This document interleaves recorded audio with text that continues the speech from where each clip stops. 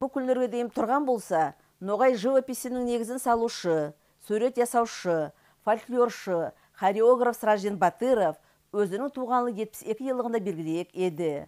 Айхай сені, оның өмірі қысқа болды.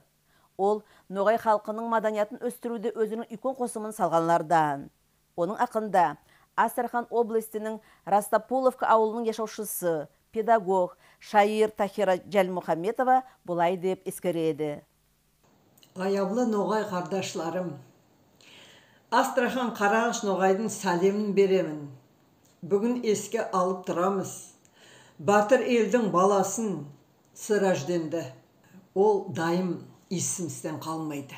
Бүгінгі дейін жүрегім жанады. Сондай аз яшады бұл дүнияда. Біздің культурамызды сондай ярдам етті.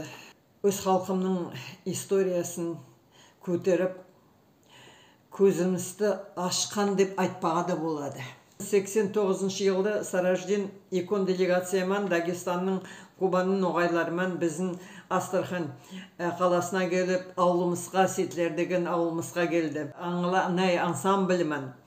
Көп сүйінді Сражден бізді көргенде, Ноғай атыңызды мұтпайсыз, маслағатты жоймайсыз, әдетлерді сыйлап сақлайсыз деп.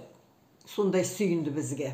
Бетіндегі сәулесімен айланаймын бүйеді, ясынықпан көрілдеп, сондай болып, біздің есімізді қалды Сражден.